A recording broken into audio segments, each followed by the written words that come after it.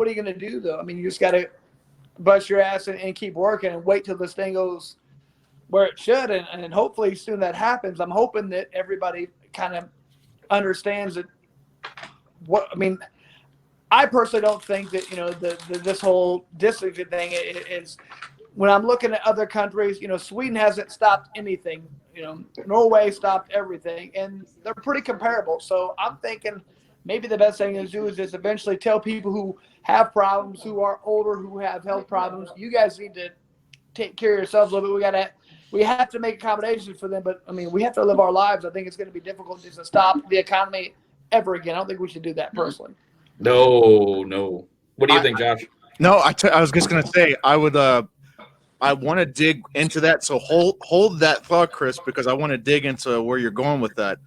But just out of curiosity, man, because our fans have heard us talk about it for the last month. But personally, how do you think how have things changed for you ever since all this stuff started? I mean, you were talking about you're still training, but I mean, in terms of just your everyday, day-to-day life, man, like what's different for you? It's a lot different. I mean, to me, I'm used to being gone a lot. I'm used to being busy. I'm used to constantly having things going on. I'm putting on fights every weekend. I'm going here for commentary. I'm doing this. I'm doing that. Yeah. There's nothing like that anymore. I haven't been home like this in forever. It has been very good to spend more time with my family, but at the same time, I'm like, I mean, you can talk to the wives over here. She's like, you need to leave. He's got to go. I'm sorry. You're home too much now. That's the right answer. That's the right answer. At the firehouse. I haven't done that in years. I don't know what to do. I'm just like, I got to get out and do stuff because hanging at home and just sitting there, no, I'm not doing that. I want to be active. I want to be productive, and I don't feel like I'm as productive like watching Netflix. I love Netflix, but I'm not just going to sit there and watch it all day, every day. I can't do that. So I'm trying to find things to occupy myself. And like I said, the podcast, the training, everything. I mean, I'm doing it, and the way I'm looking at this, if I'm, instead of just trying to keep myself away from other people, my whole life I've tried to, work out. I've tried to take vitamins, I've tried to eat right and take, I think those are better things to do to boost your immune system as opposed to just trying to stay away from people. I was just watching a doctor today who was saying that probably the worst thing you can do is just keep yourself isolated because whatever immune system you have is going to get destroyed if you. Well, you're coddling it. You're coddling your immune system is what you're doing when you distance yourself. That's the worst thing that you could do for it. You need to give it a chance to defend itself. Either boost it or give it a chance to defend itself. That's what he was saying. I have to agree with that at some level. So it also has to be bad just psychologically, man. Like I've seen people who are already might have like a slight or mild depression, and then they're doing this, and it's like it's intensifying thing, tenfold, and you're going to have a whole another set of problems. Like I get it. Everybody wants everybody to be healthy, but kind of like what you were touching at. There's got to be some type of line. If we just keep staying away from everybody and keeping everything closed, I get it, safety first, but there's got to be a line drawn somewhere. Well, and that's another thing I've seen. It's like at some point, you might lose more people to depression and suicide as opposed to the virus. Let's say businesses go out. Let's say that do you remember? Well, shit, I keep saying that. What's wrong with me? None of us were around, but in the 1930s when the stock market crash happened, you had a bunch of bankers and stock market people. They were jumping out of windows and killing themselves. Why? Because they lost everything. How many businesses are going out right now? How many people's lives are going to be affected forever? They've worked so hard to build up a business and it's gone now. There's going to be massive depression going on. So is it worth closing everything down for what? If you really look at the things I see, the death rate might be 0.3%, 0.2%. If you really account for everybody who's gotten it, they think that the number of people who have gotten it, who've actually been tested, a lot of them are asymptomatic. So we don't really even know who has also had it, but a lot of people have had it who don't even know it. So if you add all those together, it's like 0.2 or 3%. Is it worth closing down everything in the world for that? Or maybe people who are at risk should distance themselves. I don't think it's worth it personally, but I don't know. A lot of people disagree. I understand. I agree with that, but you know what? You're absolutely right. For the entire closures, that we've been going through right now, it doesn't make much sense. But there was a really good quote that I saw. Well, it wasn't a quote. It was a post that I saw that really made me think differently about all the people who are saying, oh, only 0.2%, only 0.3% get that. But then there was a post that says, well, imagine if you got yourself a bag of Skittles and there was a 0.3% chance that you could die from the Skittles in that bag. You wouldn't eat Skittles ever fucking again, would you? It depends on how good they are. No, Skittles, no. But if you look at it from that perspective, I mean, that's understandable, but that doesn't necessarily mean the same thing as it does, because this is really more of a geographical situation that we've had. I mean, obviously there are worse places, there are better places. I think the majority of us are very fortunate that where we live, it's not too crazily affected. I mean, to be honest with you, at one point they were talking about Indianapolis is a hotbed. They said there's a lot going on in Indianapolis. So yes, but you know what? I'm on the fire department. I'm there every day, working with this. Not every day, whenever I work. But my point is, I wear a mask. I wash my hands after every run. I do all the necessary things. I think if you're pretty smart and careful about things, you're going to be all right. I mean, it's. And maybe I'm just unrealistic about that, but that's just the way I'm seeing it. If you really think about it, if you touch this and something's on it, you might get it. But if you wash your hands, you don't touch your face, you do certain things, I think you're going to be all right. Especially if you have a pretty good immune system already. So that's just what I'm. And honestly, the lucky ones are going to be the ones with good genes. The ones that have good genes, the one with good genes, and the ones who have strengthened immune systems. Yeah, exactly. So if you have like a diabetic problem and you have other immune deficient things, respiratory illnesses and such, because you're at the forefront. You're at the forefront. Exactly. And so those are the people I think need to definitely self quarantine or self. I mean to me, not to sound like a prick, but I think we need to make sure people are. If you're the one in the problem, you need to take care of yourself. It's not up to the rest of the world to be like, we have to accommodate you. I mean, if I have a problem, I promise you don't have to tell me. If I have a problem, I'm gonna take care of myself. You know what I mean? That's right. I don't expect the rest of the world to look out for me. I expect me to look out for myself, and that's what I think really been just kind of how our country's gone for a long time. It's about everybody has to do everything. How about some personal accountability here? Instead of me like worrying about self-quarantine, how about I worry about me taking care of myself day in and day out for the last 30 years and doing whatever I can to make myself sure I'm fine and not drink all these terrible alcoholic beverages that probably hurt my immune system, but I'll do it anyway. I don't care. Fucking A.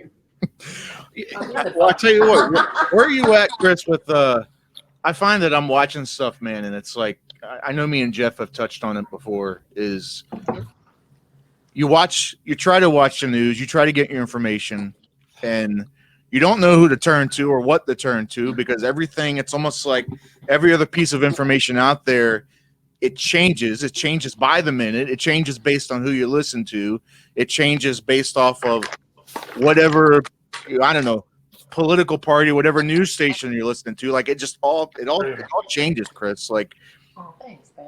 Like it drives me nuts, man. I've always said this, that I have found, just kind of the older I've gotten, it's most of the truth is somewhere in the middle. With most of this stuff, I find that there are a lot of people who have politicized this now, right? That's all it is. Right. So it's one big shit show. Okay. Pardon my French. It's just one big shit show now. Right. And they're making it almost like a political game. That's all it is. But let me backtrack just a second. Let me say this first. Obviously, this is a real situation. I'm not trying to like devalue the situation. I realize people are sick. There are people dying. But I think there's too much information out there that says the numbers are being fudged, and that's not a conspiracy. There are things that have come out now that hospitals are fudging their numbers, saying that patients are dying. It's the conflicting information. It's the conflicting information that we're given that's so freaking frustrating. Yeah, and go ahead, Chris. I was gonna say you don't want to hear what I think about this, man. I do, Chris. Yes, we do. I believe nothing I'm told at all, man. I get into weird conspiracy theory things. I think a lot of things. Nothing is what you think. I mean, You know, and I think the world is ran by a bunch of elite, just like pedophile weirdos, man. I mean, I just think there's all kinds of weird stuff. If we actually knew what's going on, our minds would be blown. And I think there's a lot.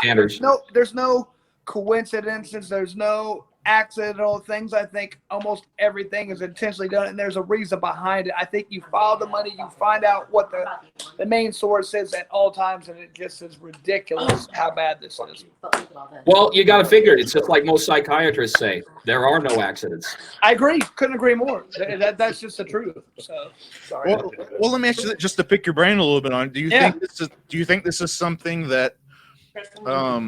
You think this? Are you in the camp of this was something intentionally created for depopulation, which is what a lot of people are saying, or is this something that really was an accident? It got out, and it's just kind of got out of hand.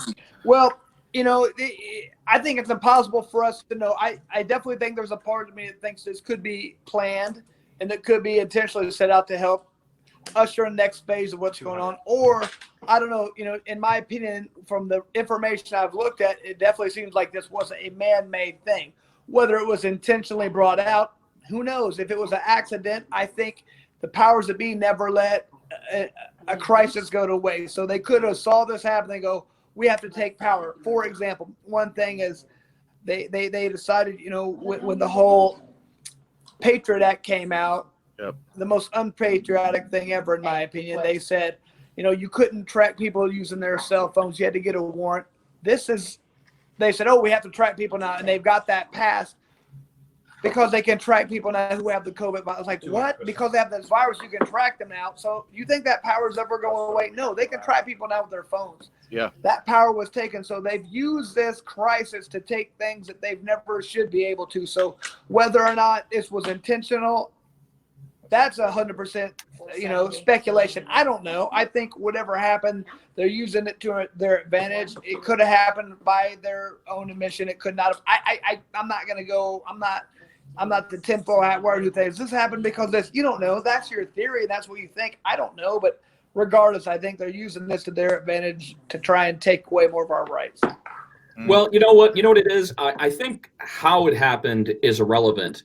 But what's happening now is what's fucking everybody up right now, because it's our freedoms and our privacies that are in jeopardy as of right now. So how it happened, instead of worrying about all the shit that's going down right now, that's basically so many people have the wool pulled over their eyes because they don't know what's going down because, of course, the propaganda and the news media machine just keeps feeding us, as you know, only probably about 10% of that is probably true, because the last thing they're going to do is let us know what's happened.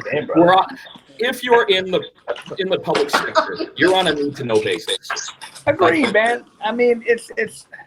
I don't know what to think about this, and it just freaks me out how many people are just blindly following whatever they're told. No, I mean, I heard of a lady on the radio that is yelling at these kids, I hope you get the COVID and die. You're the problem. Like, horrible thing to say. What's wrong with you, lady? You're a lunatic. These people, I mean, you can put anything on the news, and these people are going to believe anything they're told.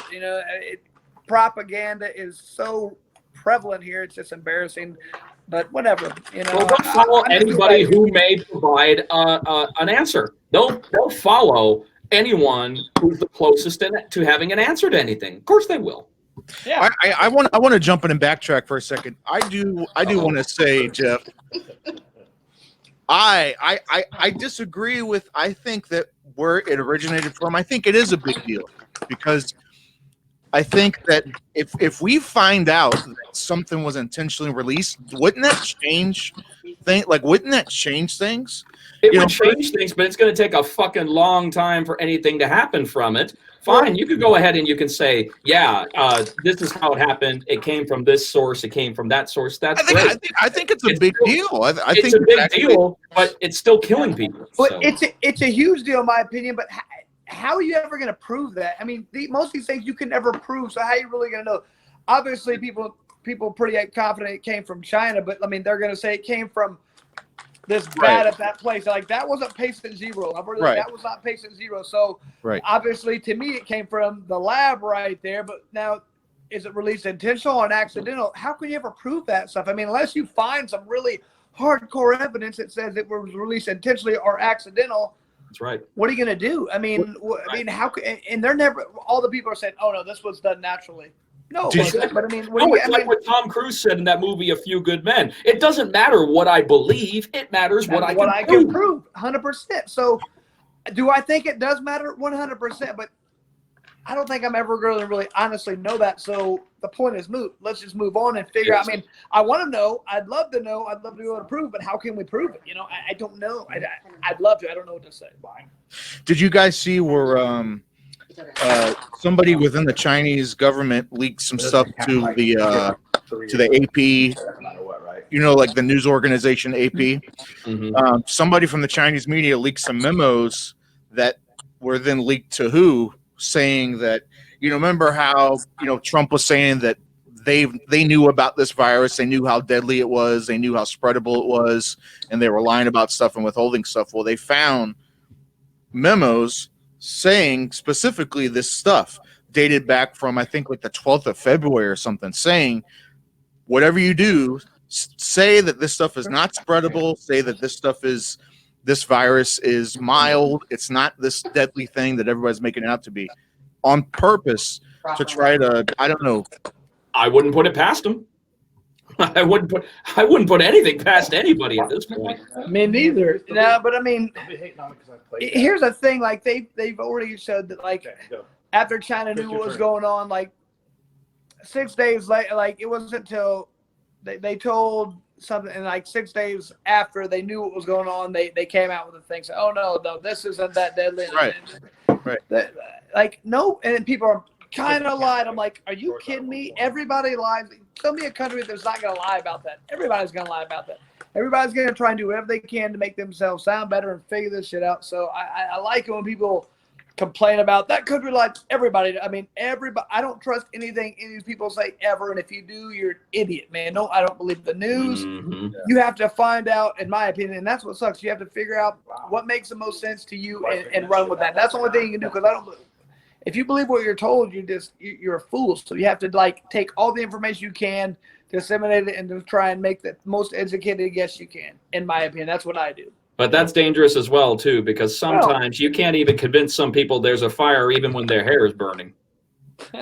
You know, denial can be a powerful thing, and unfortunately, we're in a situation right now to where there's just so much, not only crosstalk, but everybody's based on opinion, because there's so little facts about that we have as of right now. So when you have an entire world that's almost based on opinion rather than concrete facts, which we don't have, that's when it gets super dangerous. And they live in echo chambers, man, like especially these political arenas, right? If you're on the left, if you're on the right, everybody in their own echo chamber, they just regurgitate the same stuff. And then somehow that's how opinion turns into fact. So I've always said, like, if you get one person says an opinion, it's an opinion. If you get 10 people, somehow it becomes fact now. You know? And they get certain, like, the powers that be, the media, they get, like, talking points. And you'll see those videos where it shows the same guy saying the exact same phrasing, like 20 different episodes of a news with, like, the exact same phrasing, So they're told what to say. And if you know, I don't remember who said it, but if you say a lie enough times, people will believe it. And that's true. People believe whatever they're told repeatedly. Oh, okay. Well, I saw it on CNN. I saw it on MSNBC. Then it's true. Then it must be true. Yeah. If you just keep seeing it, that's what people believe. So, man, nobody wants to dive deep and really look into things. They just want to, if they saw a soundbite, you know, if Kim Kardashian said it or whatever, it's gospel. You know, those people are so pathetic. God. I don't know what to say. I mean, it's like, how these people popular, by the way, on a totally side note. These people did nothing in life, and they're influencer.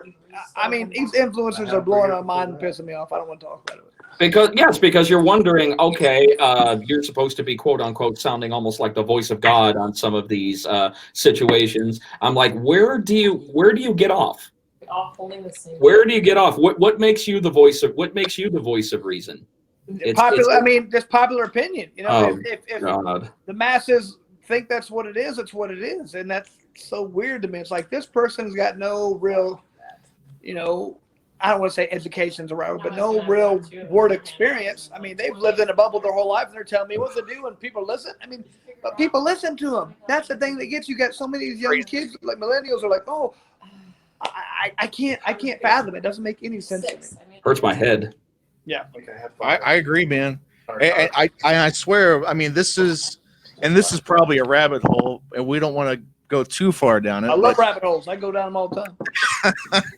But like the one thing, the one thing that I keep coming back to, right? And again, I'm kind of like you, Chris, in the sense of I never accept the first thing I see. I'm always somebody that, like you said, I take a whole bunch of information and I kind of sort it out. And like I said, I find that things are always usually somewhere in the middle. It's not usually, if you get all your news from, say, a real conservative area, it's still going to be biased. You get everything from the left, it's going to be biased. Yeah. And I kind of usually somewhere in the middle is where I kind of find that truth. And like you said, whatever feels right, it kind of makes sense in your brain. Anything not bipartisan is going to be biased, and even bipartisan will have its sense of bias. Trust me. I mean, don't get me wrong. Sometimes they'll kind of get it right, but I find it 90% of the time it's not. Every once in a while they'll get lucky and they accidentally maybe get it right, but accidentally? Are you kidding? Yeah, please, man. Never underestimate the power of stupid people in large groups. That's what I'm saying. What do you think the end game is here, man? I mean, and I know that's a very open-ended question and nobody really knows, but let's just say this whole COVID thing, let's just play hypotheticals and let's say it was released and, there was eugenics involved. And for those eugenics, like to destroy the population and stuff like that, like you find out that all these top tier elite individuals, richest people in the world kind of thing, top 1% is all involved in this. What do you think happens if something like that ever became like public information, became public knowledge? And what if somebody, maybe spilled the beans somehow? I don't think that'll happen, but again, we're going to get a whistleblower eventually. There's going to be eventually. I do believe that we're going to get a whistleblower overall. Will it be what we want to hear? No. They'll basically think, will it be something that we need to hear? Possibly. What do you think on that, Chris? You know what? I mean, I can't believe this with my conspiracy side comes out. Man, I think that stuff comes out sometimes, and those people are usually killed or are not taken serious. You know what I mean? So I think that you hear all kinds of times where people start.